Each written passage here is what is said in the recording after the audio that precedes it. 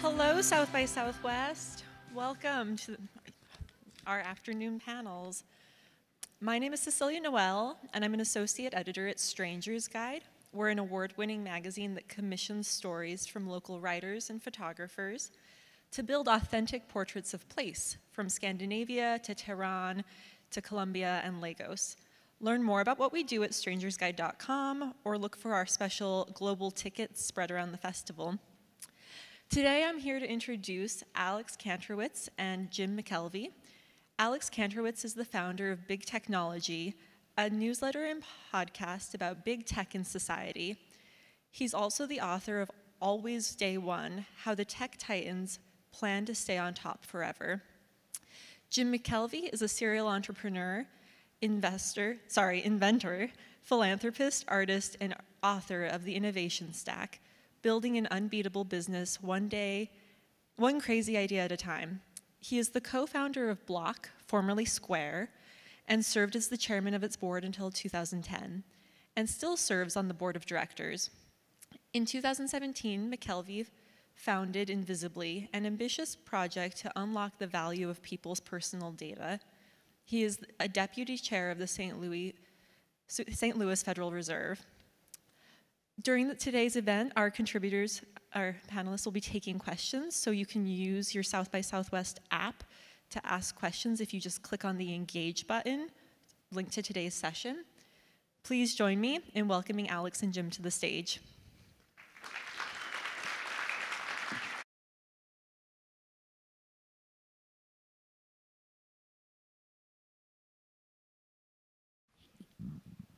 You've got a lot of friends. So Jim, you are the co-founder of Square, which is now called Block. I always wondered what it was like for someone who founded a company under one name to have it then go under a rebrand. So let's start with this. Do you like the fact that Square is now Block, and how has that changed your day-to-day life? You have to introduce yourself differently or something like that. It's sort of like Block * used to be called Square because we're still in this transition. But I think it makes sense. Look, Square was a payments company. And it was originally a very simple app, and then it became a payments system. And now what it's become is this sort of operating system for your business. But that's not all the company does. So we've got Title, which kind of has nothing to do with that. We've got Cash App, which is person-to-person payment. It's sort of like a bank in your pocket. And Cash App it's sort of payment related, but it's a little different. And then we've got Afterpay now. And then we've also got TBD, which is our sort of crypto experimental division. And we were calling all this Square, and it was confusing people. So we needed to have a name for the sort of corporate parent that had all these sort of different kids. And I think Block is pretty good. What other names did you guys consider? Well, I mean, Block was the strong winner. The last time I wasn't in the naming exercise when they suggested Block, but I thought it was great. It was a little more 3D, slightly negative, blocking stuff. I think but Square is actually kind of negative when we started. It was like, oh, you're too square, and we're like, yeah, being boring in payments. That sounds like a good formula. So can you just tell us like what the other names were, or is that something you're not going to reveal? So the only other name that I was sort of deeply wedded to was Squirrel. So the original name of the company was Squirrel, and we had this. We had the domain. We had everything, and then we found that there was another point-of-sale system called Squirrel, and so we couldn't do that. So it was too close to what we were doing. But Block, I think it's a pretty good name. Yeah, it's really interesting that you mentioned that it's negative. Like, Square, okay, that's one thing. Like, it made sense. That's what the design was all about. It's a square that you put on your laptop and got payments. But Block on the internet, man, like, there's a lot of negative connotations to blocking. So no, I think blocking is great. As a matter of fact, that's kind of what I want to talk to you guys about today, is ingesting less. This is sort of what I'm about right now, is blocking. I love the idea of blocking stuff. So, what do you like to block? Like, are you blocking people on Twitter, or like, that I'm not opposed to that. Sometimes that's the right thing to do. But what are you into blocking? So I don't use any social media. I just don't.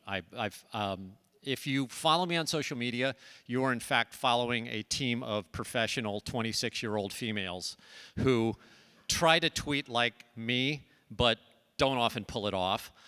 It was an effort to sell a bunch of books because I wrote a book, and then actually my book launched 2 years ago today, like right at the worst time when the pandemic was starting. I picked the wrong time. I picked the worst time in a century to launch a new book. But I don't do social media. I've been avoiding news for years. I've been blocking a ton of stuff. So I have a don't do list that is very specific, and there's just certain things I can't handle. What's on that list? Yeah. TV was there for a while. News definitely, because the news was pissing me off.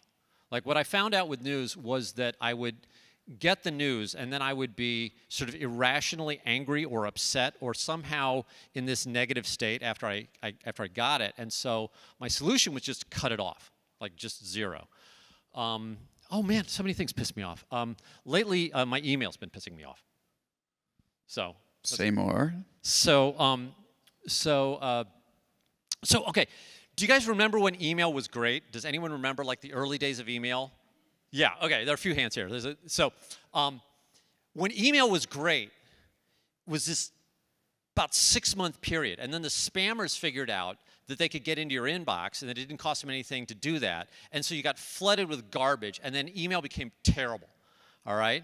And then Gmail comes along with like the world's best spam filter, and email becomes great again.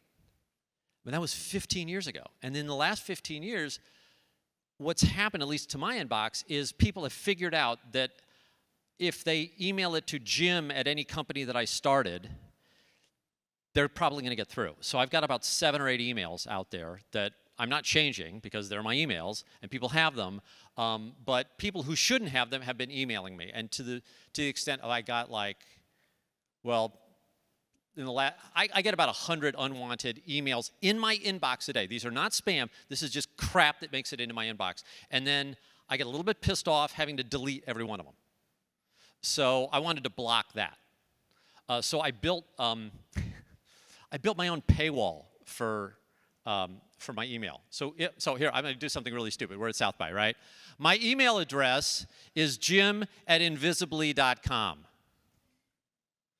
JIM@invisibly.com. Good luck with that. Because what will happen if you try to email me right now, and since I don't know any of you, you'll get this little message that says, hey, Jim's using this new service, and I'm the only guy on the service. I'm the only user for this product in the world, so it's not really a service. But it's just a pay mail. It's just a paywall, and you have to pay a nickel. If you want to reach me, you have to pay a nickel. And it's kind of a pain in the ass. You got to sign up for the system and put some information. But you have to cough up a nickel if you want me to read your email. Actually, I don't even have to read your email. That's just so that I'll see your email. It makes it into my inbox if you pay a nickel. But if you don't, you get caught. I got to show you this. Let's see if we can get a camera on this. I got to show you this. All right. Sorry, I got to get on my email here. Okay, so I don't know if you can see this. Should have gone with the lavalier. You want me to hold that? No, that would get us in another session. All right, so I've got this new tab called Blocked. All right, and this is not spam. This is all stuff that would normally make it into my. And I turned this thing on a week ago, and it can't even scroll fast enough. This is all the garbage that I get in my inbox, and it's all been filtered. And I look at this stuff, and it's nothing I care about. Like here's some guy named Keith. Sorry, Keith. Here's Keith. Keith's message is in New York City. Okay, Keith, what you want? Hey, I'm going to be in. I don't know who the hell this guy is. Like I may have made eye contact with him at some point. But I don't want to deal with Keith. And you know what Keith got? Keith got this very nice message that says, no, if you want to actually deliver this message, if you care so much about meeting with Jim, it'll cost you a nickel. Guess what he didn't do? He didn't cough up a nickel. He can go to hell. Like I don't want this guy in my life. if what he has to say is so important, he can pay a nickel. So this is the stuff I block. Like I'm a big believer in doing less. Like we are buried in more. Can we figure out ways to do less? I think it's anyway. I'm having fun with it. If you email me, you can have fun with it too. Except it's totally underground. Google hasn't even approved the app, so we don't. I can't even give everybody an account here. I'd like to be able to say, oh, we'll do this, but give us a couple of weeks for Google to approve the app, and maybe I'll release it. But yeah. Wait, so this guy wanted to meet with you and he wouldn't pay 5 cents to have the email go? Yeah. What? Bad move, Keith. I mean. So he did, but he did show, you did end up reading the email, just in the block folder. Yeah, so it's in here. I mean, the email arrived because, look, I mean, sometimes you forget your password and the email comes in from some weird-ass server that you've never heard of. I mean, you don't want to actually throw it all away. You just want to take the herd and just shunt them into some holding pen where if you ever choose to go in there for some macabre reason, then you can. But you don't have to live in that world. Like, I don't want to live with, 100 plus emails a day in my inbox. And my inbox is important to me because, like, somebody who I care about wants to reach me. Like, I want that channel open. And I don't want to cringe every time I open up. I'm getting funny looks. Does anyone else feel this way? Okay, that's good. It's a popular message. No, because this is the thing. The products that I have built that have all been, there's an early stage. So when we built Square, Square was built because I was trying to sell some glass. I'm a glass blower. And I make stuff that nobody needs, right? So I try to sell the stuff. And I couldn't sell the stuff because a lady had an Amex card. So it's like, I need to get paid. It's this personal thing for me. And turns out that was a problem that was common to people. So things like being pissed off when I'm reading news or being upset when I go to my inbox, like right now, that's just something I know I care about. And I don't know if anybody else cares about it, so we got about a third of the hands up. Wait, so you're going to release this as an app, though? Maybe. Or not? How, are you? Well, I'm going to try. So I got to get. How many friendships have you ended so far with this paywall? I don't know. They're on the block folder. Many. I don't know. No, look. So the thing builds a whitelist when you start. So everybody gets. You're not going to block grandma. That's stupid. You don't want to. The creepy thing about, we're calling it pay mail, that's pretty creepy. The creepy thing about this is that you have to let this app read your emails and sort of take over for you and respond on your behalf. So that's pretty scary. But if you let it do this, it just reads everybody you've ever emailed or anybody in your contacts. It basically says, let's build a whitelist so you're not blocking normal folks, but then anybody who's not in your acquaintance gets asked to pay. So it actually is a great filter to signal out some of that noise. Have people actually used it? And I swear we're going to move on from PayMail, but yeah. I mean, this is just sort of a joke that I did, but I'm using it myself, and it's been profoundly good for me personally. People have paid. Yes, I've made like 75 cents. That's a heck of a lot of emails. I am on the board. I'm trying to go for $1, and when I get to $1, I will probably donate it to a charity or something. They'll be very. So I don't thankful. see like an email profiteer. That's right. Okay, so let's actually talk about how this philosophy sort of applies to the main product that you build, which is Invisibly. Yeah. So, go ahead. So Invisibly. So I've been at this now for 6 years. I was recruited 6 years ago by a bunch of old school media companies who wanted to figure out a way to save their hides, because the media, I mean, look, we're at South by, we've all seen this.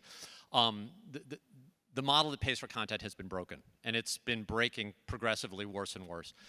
What's happened in that time is the platforms have sort of sucked up all the money that used to be going to the content creators.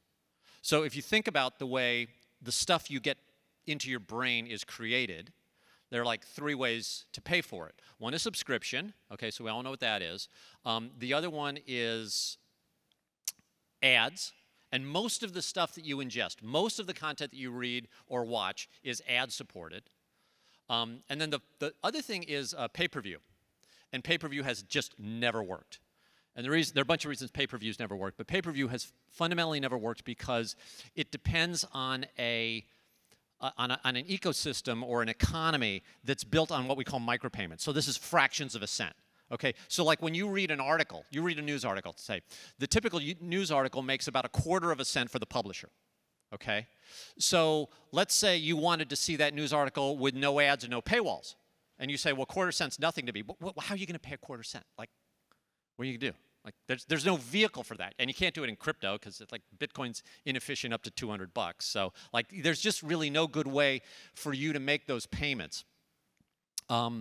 So for the last 6 years, Invisibly has been trying to build various different experiments in the micropayments world, and I'm here to announce that we actually have one that I'm afraid most people in this room will not care about, because I think we may have already been too late. Does anyone in here care about the news anymore? No, I'm not joking. When we started to build this product, I noticed a couple of things. First of all, I noticed that I was not reading news. It wasn't that I didn't want to be informed. It's just that at the end, I felt so horrible. And I was like, oh, I just can't, like, you know, there's some people who can, like, walk by a homeless guy and they don't care. Like, I'm the guy that stops and talks, in some cases dresses like the homeless guy. So I don't have that level of detachment. So I was like, oh, well, just my fault. I'm not a guy who can handle news. So I shut myself off news. And then I discovered, mostly because of, you know, the revelations at Facebook, was that, oh, wait a second, no, I'm just getting gamed by the algos, right? There are all these algorithms that what I think is news is not news. It's like a card trick I play on my kids, right? So I deal out the cards, and I've got one that I want my kid to pick, and I put down 8 cards, and I'm like, pick 4 cards, and he picks 4 cards. And if the card's in the pile, then I leave those 4, and if not, I take the other pile, you know? And I say, now pick 2 cards. And no matter what, you know, he feels like he's choosing, but he always chooses the cards. I say, you pick the king of clubs, and my kid thinks I'm a genius. That's what the news feeds do. You think you're requesting, oh, show me sports. Like, what's behind that button? Well, behind that button is an algorithm that's trying to profit from your attention. And the way it profits is by maintaining your usage. The more time you spend, the more money they make. Okay. So what do? Well, they figure out what your behavior is. And your behavior, if you're a normal human, is that you will consume a certain amount of content. Let's say it's 10 minutes. But if at the 8th minute they somehow piss you off by showing you some, you know, Ukrainian hospital that got bombed, or some, like, they know you pretty well, and they know by testing millions of people like you when to drip that little bit of antagonist that will keep you engaged. And that's good for them because it gets them longer usage cycles. And it's really bad for me, and maybe for you, and maybe some of the rest of you feel this way. So I was like, well, what do you do? Okay. So the cool thing about Invisibly was that Invisibly was started at the request of all the major news companies. So we're talking about Mckelvey. So if you've never heard of Mckelvey, like, they own your local newspaper. You know, San Francisco Chronicle, like, Mckelvey is like local news. And then Hearst, and then the Associated Press. Like, the Associated Press is like 90% of the news in the English language comes from one source, and it's the AP. And it's actually not got a political bias. The AP is neutral. It's just how you filter it. That's where you get the political bias. Okay, so all these guys asked me to start this thing for them. So I went back to them a couple of months ago, and I was like, hey, look, forget the micropayment stuff. Let's just make a news feed that's not a feed. What do I mean by that? Do you guys know what a feedlot is? We're in Texas. There's a pretty good chance. Okay. Has anyone been to a feedlot? All right. Yeah, a couple. Guy in the back. All right. My friend owns one. So we got one in outside of St. Louis. But the last thing he bought was a train car full of expired jelly beans. Okay. He bought a rail car full of rancid jelly beans because they're a good source of calories to feed to cows. All right, so a feedlot is you let the cow munch on grass for a couple of years, and then you herd this animal into this place where you then shovel corn in its face until it gets really, really fat, and then you grind it up into hamburger. Okay, and the whole idea of the feedlot is that you feed. It's called feeding out a cow. And I felt from my news experience like I was being fed out. Like I was not choosing. I was just being shoved this diet that was up to the platforms. So what we built at Invisibly that I think like a lot of you guys are going to not care about is just a news corpus, a news menu, if you will, where you can pick, and there's no algo. You want to see sports? We'll show you the sports. You want to see local news? We'll show local news. You could just pull down whatever you want, and the only thing that's different about this is that there are no ads, and there are no paywalls. So you get the content, and then you just go back to getting whatever you want, and that's it. We've just stripped out this incentive to use the feed as a way of manipulating the consumer, like there's some sort of bovine in a head catch. So wait, so what does this look like? Because what you're describing to me sounds like, maybe an RSS reader or a streaming, feed of stories. It sounds kind of like a feed, just a different feed. So it is. It's very similar to what you have right now. The only difference is you're not going to hit a paywall, and you're not going to hit any ads. So the question is, well, wait, where's the money come from? Right? Because you would want to know how this stuff is getting paid for. And the answer is, we don't know. It's so incredibly cheap to buy this stuff at the rate that the publishers earn from their ads that we're just paying for it for everybody. And the hope is that people will use it and like it, and at the end of, we'll give you like $5 when you sign up. Well, $5 doesn't sound like a lot of money, but in quarter-cent increments, you're very rich if you have $5. So go for it, and then if you eventually exhaust your $5, then we'll figure out ways to let you pay. One is, just give us a payment source. That's easy. But people then sit there and say, well, I want all my stuff to be free. I never pay for anything. I'm wearing this point. Does anyone think? Is anyone shocked at my outfit? This is important. Your pants are too short. Yeah, my pants don't fit. Does this look out of place? This is very important. How many people think I look out of place at South by? Nobody. Seriously? Gee. This is Austin. I can get away with this. I've got an advertisement on my socks, folks. This is terrible. Okay. This is the lost generation. Clothing should not have words on it. In general, if you look at the people who are the best dressed, they are not rocking brands. So the reason I dress this way today is because everything from like the shoes that I was given for some OnCloud when they were launching the brand, they gave me a pair of these shoes. My marketing company gave me a pair of the socks. Kelly Slater is opening a surfboard company. He wanted to talk to me about surfboards. And guess what? Kelly Slater has blue jeans now. He gave me a pair of blue jeans. They don't fit. This is a free T-shirt. This is from the Federal Reserve, so, the Fed will even give you a hoodie. That's where all the money's going. That's right. We can create money on the balance sheet, and we can give out hoodies. I'm wearing this because this is what free looks like. And let's admit that I'm not the best dressed person in this room. This is a ridiculous, stupid look. But it's the best I can do if I have to live with free, okay?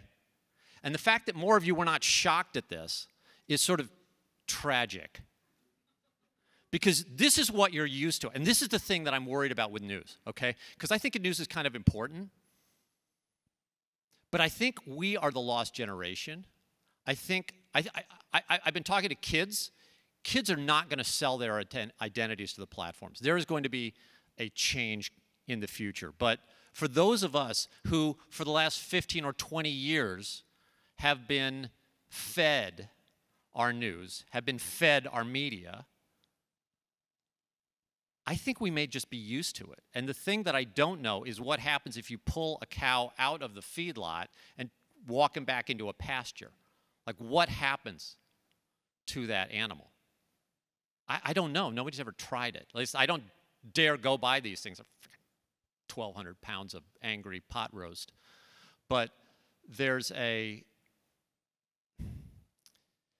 fear that I have that we've gotten past the point of even caring about our media because it's so abundant and it's free that we don't want to do anything. But anyway. You said that a couple times. I mean, yeah. What in your daily life or experience or even experience designing invisibly makes you think that people don't care about news? I mean, I'm a reporter, so like I'm biased on this one, but I think people do care a lot, and I think there's definitely some complaints about the type of news we're getting.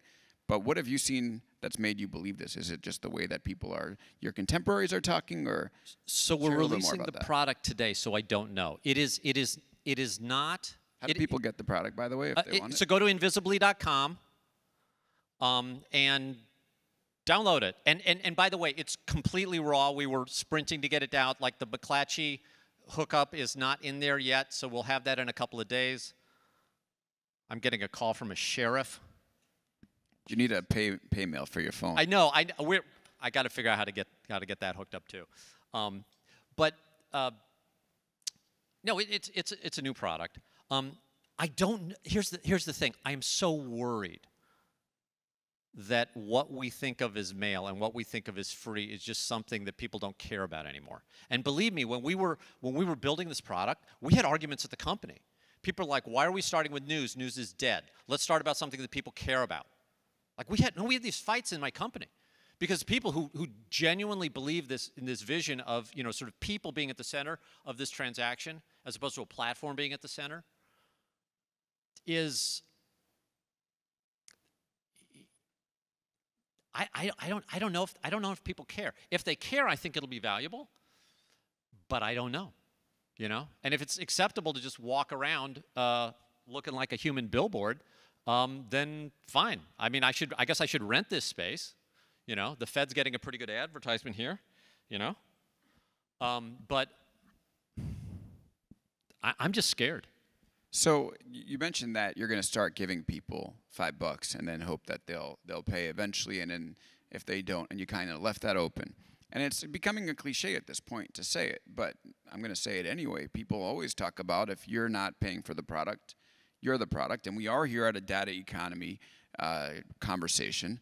So what exactly are you going to be doing with user data, and how can you assure people that, like, let's say this thing does take off, that you'll be a better steward of their data than the others? It's a fantastic question. How did you get Peter Thiel to invest? Because he invested in the other one. Yes. How, and more importantly, why? So why did I agree to do this? Let me tell you how this meeting went down. So this was a secret meeting. This is back in 2016. Remember when Pokemon was everywhere?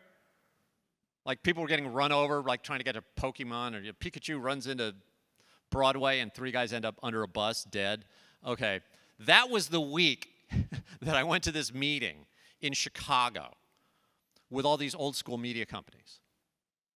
And the reason I got there was because, I'm an economist by training, and I had made some offhand comment at a speech about how there were only 3 ways to pay for media, and they were like, wait a second, what's that third way, right? They only knew of 2, right? Subscriptions and ads. And I was like, oh no, micropayments has always been theoretically possible, just no one's ever made it work. So they invite me to the secret meeting. All right. So we go through all the economics of it. I explain how the system works. And I'm saying, guys, if you want, I can show you how to do the math so that it doesn't collapse on itself. Because there's some tricks here.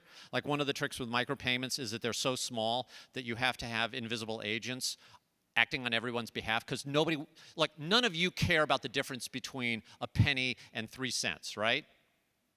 Like if I have something you want and it costs 3 cents or it costs a penny, Is there any difference to you? Yeah, it's the same. It's below the threshold where people care, except when you multiply that by 1 billion transactions a year, all of a sudden you get into material money. So to make this thing work, you have to have all these invisible agents that sort of work on your behalf. Okay, so there's all this stuff, and I was like, here, guys, you go do it. And I said, but you have to do it in a way that is safe. And they're like, what do you mean? I said, well, the problem is, which is exactly what you pointed out, if you build it and it is successful, this platform or whatever it is, this system itself can become powerful.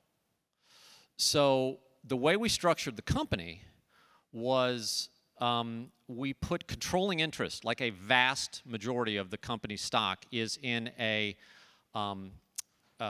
it's in a trust that I am the protector of the trust, okay?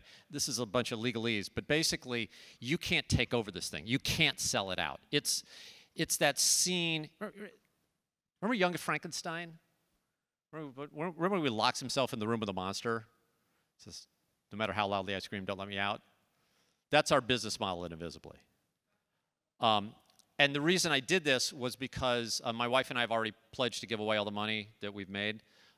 So another $1 billion for me is not something that I would sell out society for. So I figure, well, I can be the protector of this trust, at least while I'm alive, and then hopefully I'll live long enough to figure out like how to put it in good hands after I'm gone. But that's the idea. And then the idea beyond that, as far as individuals go, is, look, okay, so let's say you like using this product and you like paying 1/4 cent for your article, or maybe you'll find an article you want to pay 5 cents for, whatever. But eventually you're going to run out of money, and then you're going to say, well, wait a second, I don't actually want to put my Visa card in and pay $5. I want it to be free.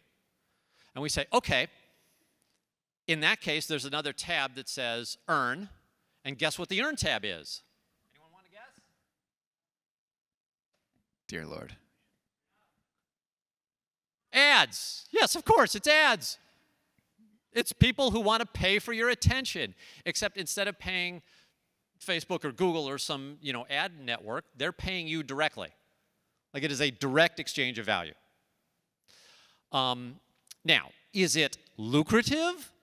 No, because you're getting the same rates that you were getting when you were, sort of on the platforms. To view one ad is only worth a couple of cents. Now, to take a survey might be worth $1. I mean, it depends what we can get. And it depends, frankly, on who you are.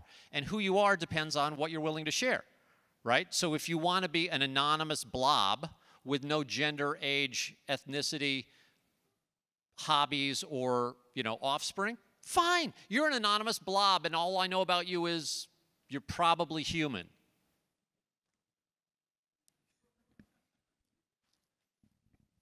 But the flip side of that is you can share whatever you want, and you can try to increase the odds of somebody paying you for a piece of data.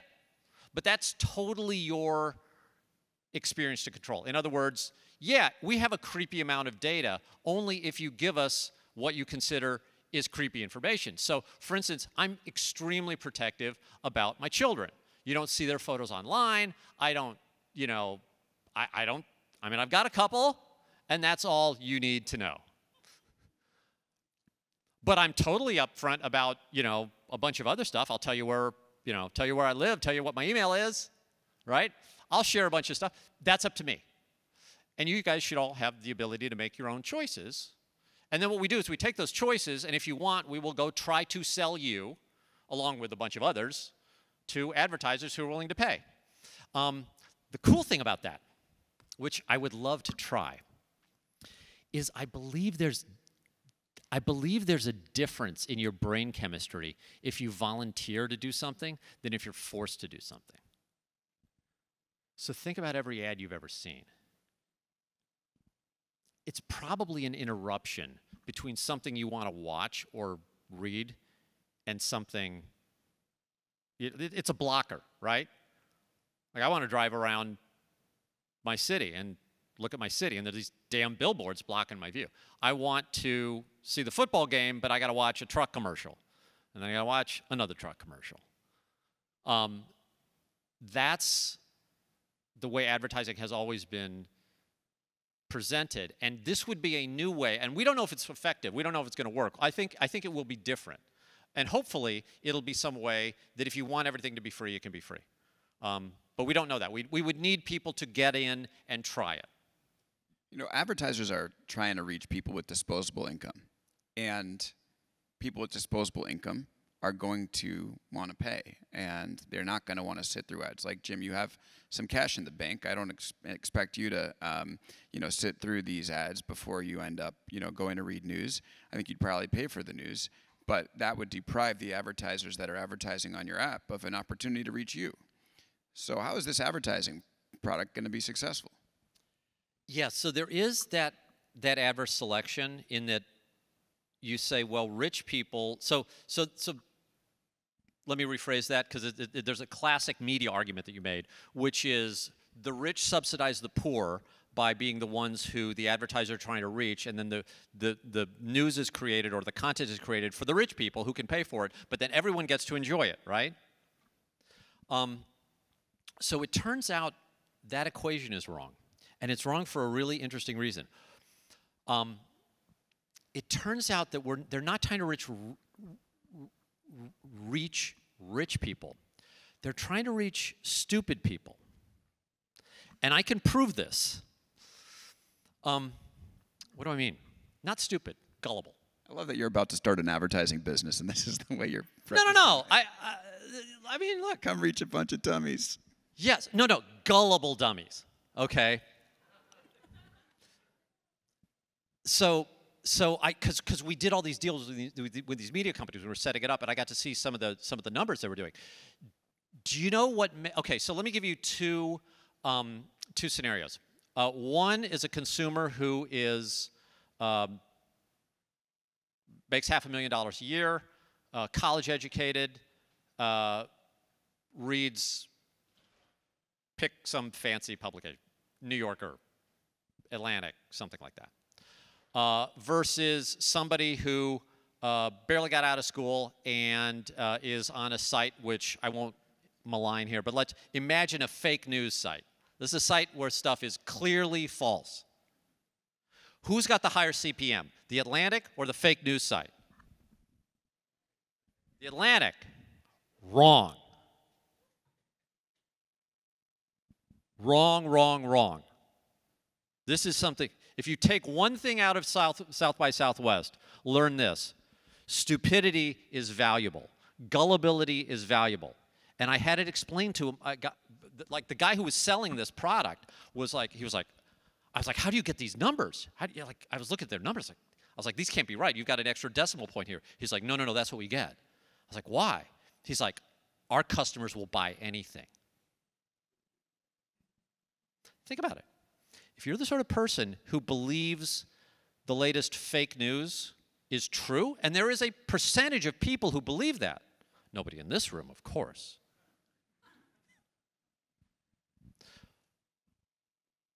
But theoretically, you could imagine somebody like that.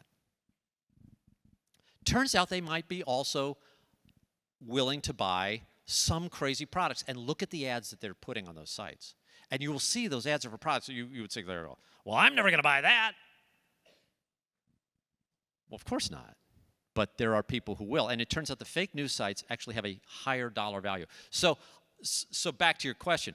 Look, we don't know if this is going to work, okay? This is a great experiment. And the way I try to look at experiments is like, I don't care about the world initially. I just care about the individual. What can we do for the individual? What can we do for one person? Okay? So we built Square for one guy. It was a glassblower in St. Louis, Missouri, who needed to sell his stuff. And his name was Bob. He was my friend Bob. Okay? And Bob was a really good glassblower, almost homeless. You know?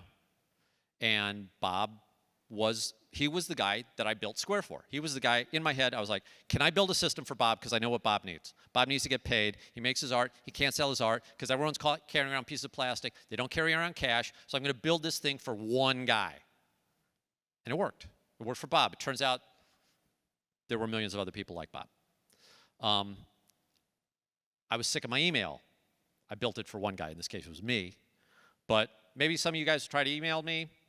Give me a couple of weeks to get it past Google. You can give it a try. Maybe you hate it. Maybe it blocks grandma. Maybe that's okay. That's fine. It's up to you. Put grandma on the whitelist and reload the plugin. But start with a value prop that's valuable for just one person.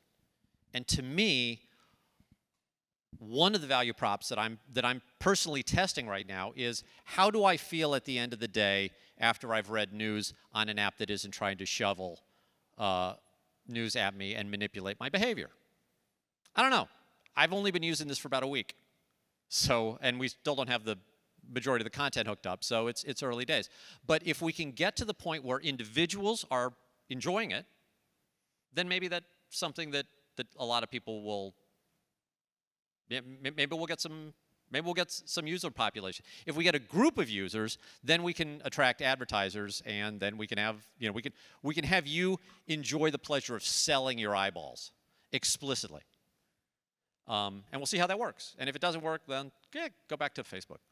So, but you are going to run an ad business. You are going to have different pieces of content there. Typically, when you want to run an ad business with content, a lot of times companies in your position will optimize for engagement, which starts to lead to all the bad things that you talked about, making people mad. If they're angrier, they spend more time on these platforms. So, how can you assure us that Invisibly won't optimize for that sort of engagement? I mean, you're going to end up having probably some pressure to do it from, I don't know, from someplace. Yeah, so first of all, we've set up the company in a way that hopefully avoids that pressure, because I do control the trust that controls the entity. And I mean, I don't know. Look at my history. Do you trust me? Should you? I don't know. Maybe not based on the way I've dressed. But I think anyone who says trust me, you probably shouldn't trust. But think about how it goes down if we ever violate a user's trust. Invisibly is a system that doesn't have anything. We don't own any of the content.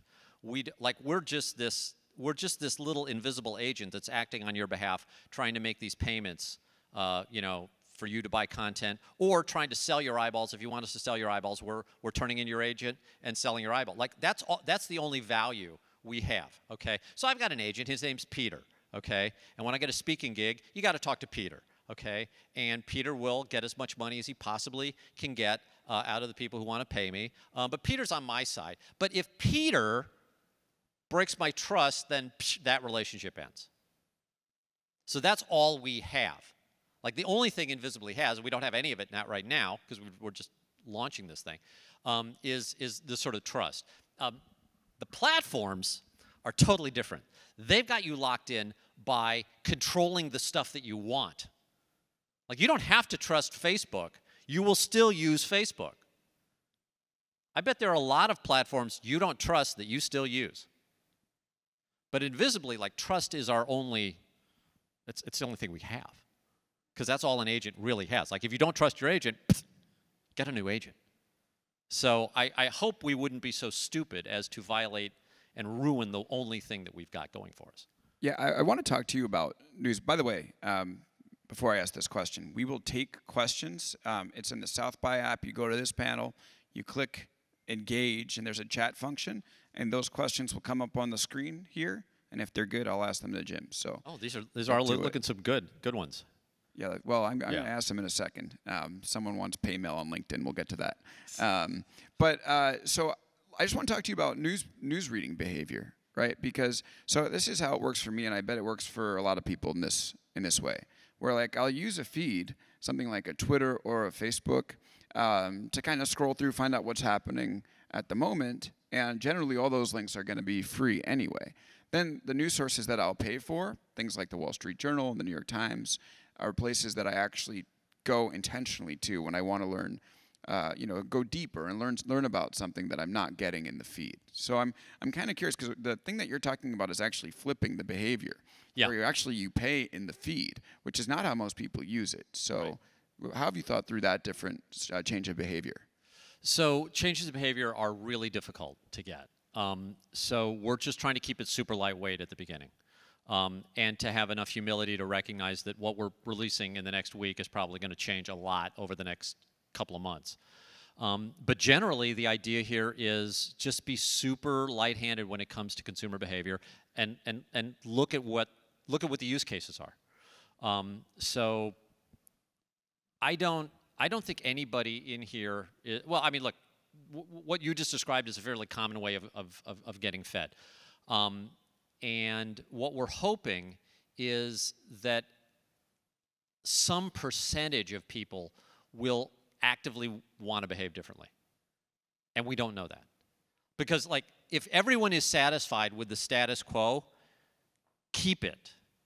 That's sort of what Facebook would love nothing more than you to keep using Facebook exactly as you've been using Facebook, and stop the Senate hearings and just get back to, letting us shovel stuff at you. That's what they want. I think there's another model. The only way to start that is to release it to the public, let people engage with it, and then see what they do. And then hopefully cater to those use cases. So if that's the use case that you want to beat, what I would say is, okay, let me offer you this other set of things. And so you mentioned Wall Street Journal. We are in talks now with the Wall Street Journal to give you that access. Is it hooked up today? No. Will it be hooked up in a week? I don't know. They got to sign their contract.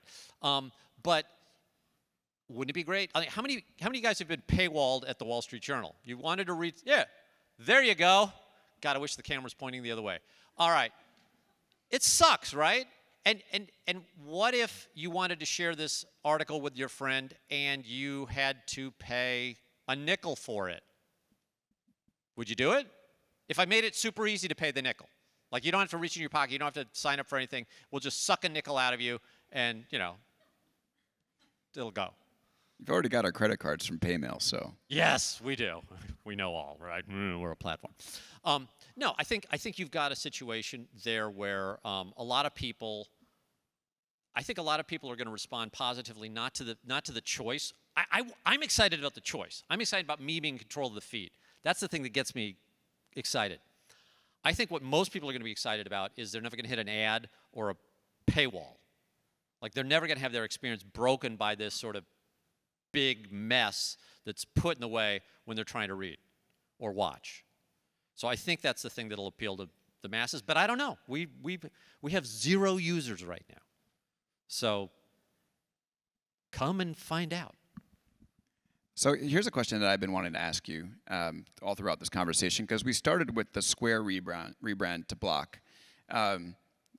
I don't know if it's the #1 app in the news category in the App Store, but it's pretty close. Twitter, right? Twitter moved from social networking to news in the App Store. Is it awkward at all for you now to be making your way into the creation of a news app that actually is competing against a feed, while your co-founder at Square built a news app that has a feed? Well, conflict is part of Silicon Valley. I think your earlier question was sort of better, which is like, why is Peter Thiel? Well, you didn't answer that one. So I know. You notice how I didn't. I was kind of expecting you to bust me on that. Look, I mean, Jack and I talk about this stuff, and I think he's a very sort of big thinking guy, and he hasn't complained about this, so we'll see.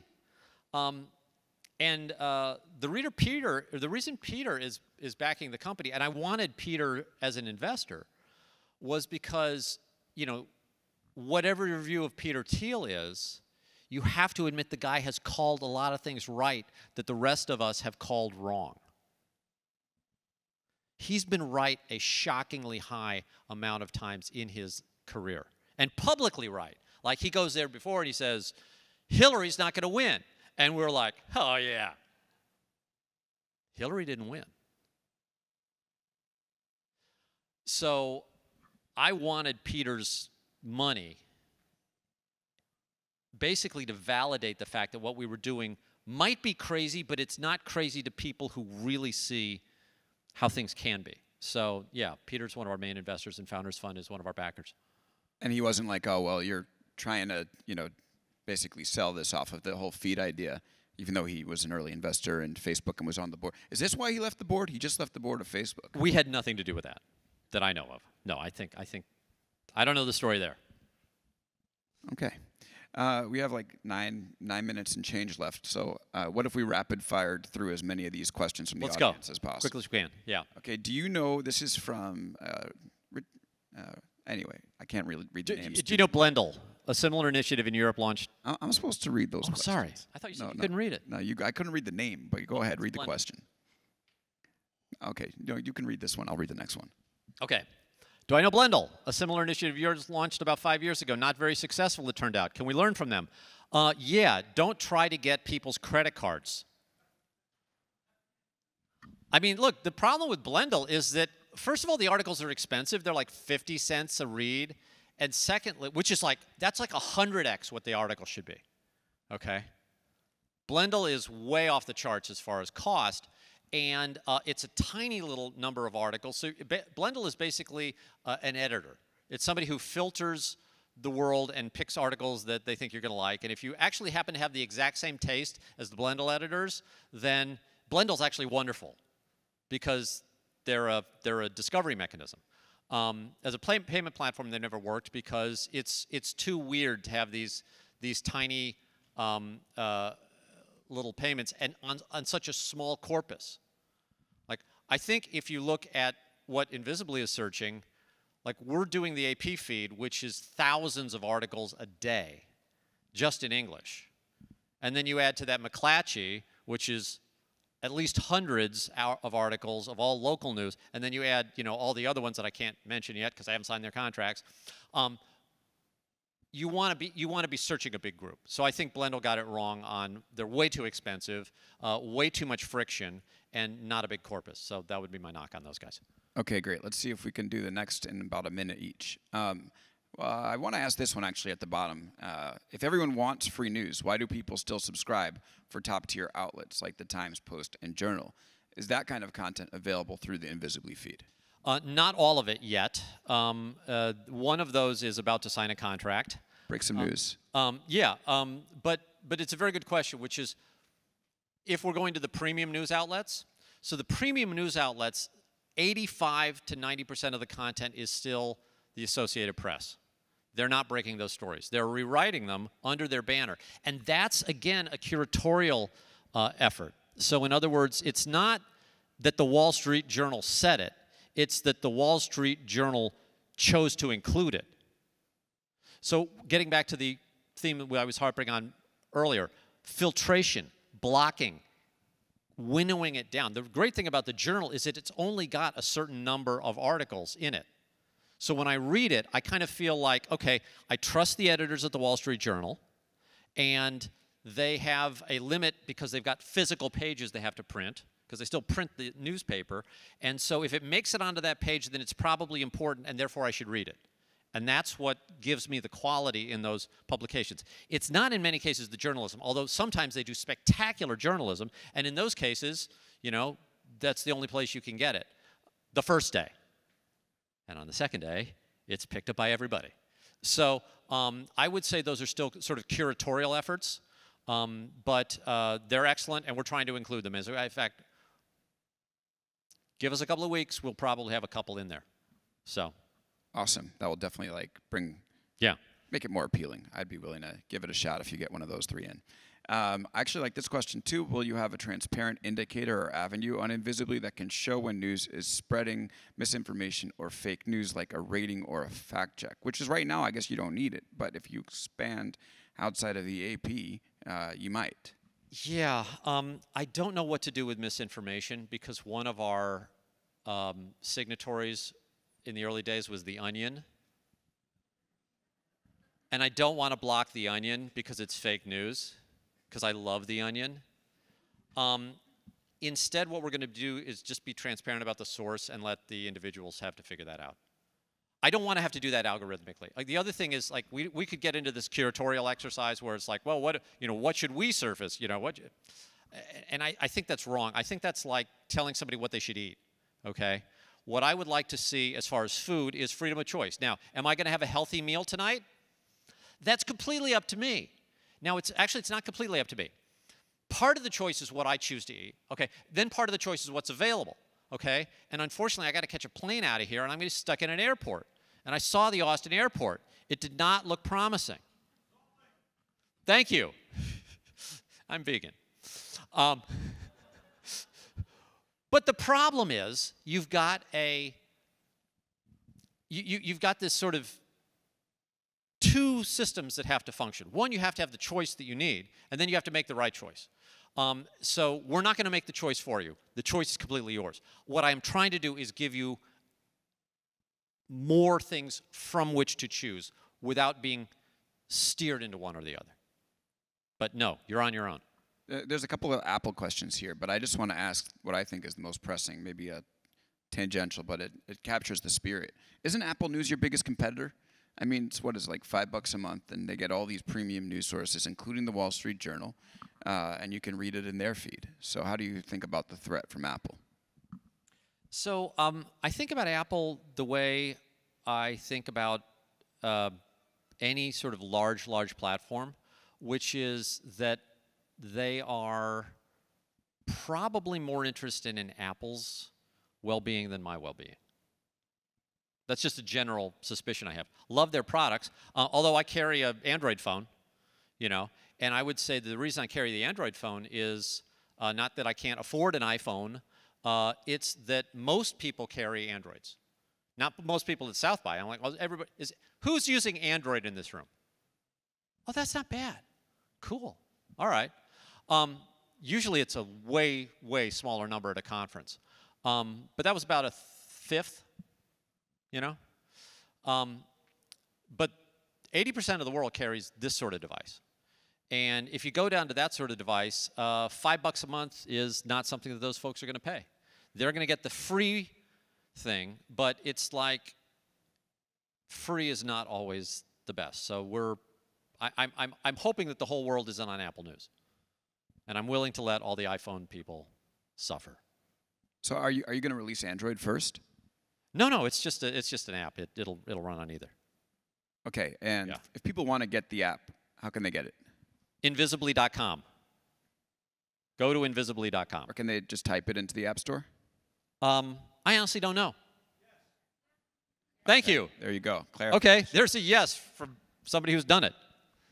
And then Paymail. Is that something that's available now? I mean, is Google actually going to approve that thing? I don't know. I hope they do. So Paymail, in order to work, has a Google Chrome extension that makes it a little easier to use and manages your whitelist. In order to get approved, we have to go through this massive approval process because it's a really creepy app. It can read all your email and do all this stuff. So Google has a lengthy approval process for that, and I honestly don't know if they'll let us go through. I think they will, but maybe not. We'll see.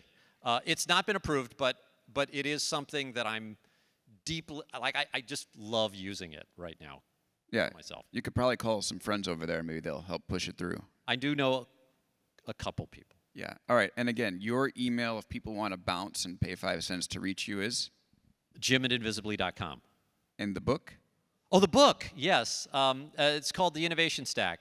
And I'll give you 2 seconds as to why you would want to read The Innovation Stack. So most people don't remember this, but Amazon copied Square when we were a startup. They copied our product, undercut our price, and when Amazon does that to a startup, 100% of the time the startup dies, except Square didn't die. In this case, Amazon a year later relented and mailed one of our little card readers to all their soon-to-be former customers. And I couldn't explain the phenomenon that caused us to survive an attack by Amazon. So I spent 3 years researching and writing a book, not about Square. It's not about Square. It's about this phenomenon that I saw that explains why companies who you would think would die end up surviving. And I will save you the $15 and just reveal the sort of central idea of the book, and that is if you're in a world where you can't copy the solution, so we're all really good at copying. That's almost everything we do. Almost everything you do in your entire life will be find somebody else who's done it first, learn from them, hire them, emulate them, watch it on YouTube, copy what works. But if you can't do that, then you're forced to invent. And that is a different set of behaviors that we don't talk about because there isn't even a word in the English language to describe a business person who doesn't copy. We don't have a word in English for it. It used to be the word entrepreneur, but that's a 150-year-old definition. Entrepreneur was coined by an economist who was trying to describe this phenomenon, and he didn't have a word. So he made up the word entrepreneur, and that's what its original meaning was, which was a business that was not copying, it was doing weird stuff. But since then, entrepreneur just now means anyone who starts a company. You start a marketing agency, you're an entrepreneur. You start a coffee shop, you're an entrepreneur. That's what it now means. So that's what my book's about. Hasn't this been an amazing audience? Yes. What a great crowd. Thank you. Thank you, everyone. And thank you, Jim. It's always great chatting with you. You can catch more of us on Big Technology Podcast. Go check out Invisibly. And thank you, everyone. And thank you, Jim Mckelvey. Thanks, Alex.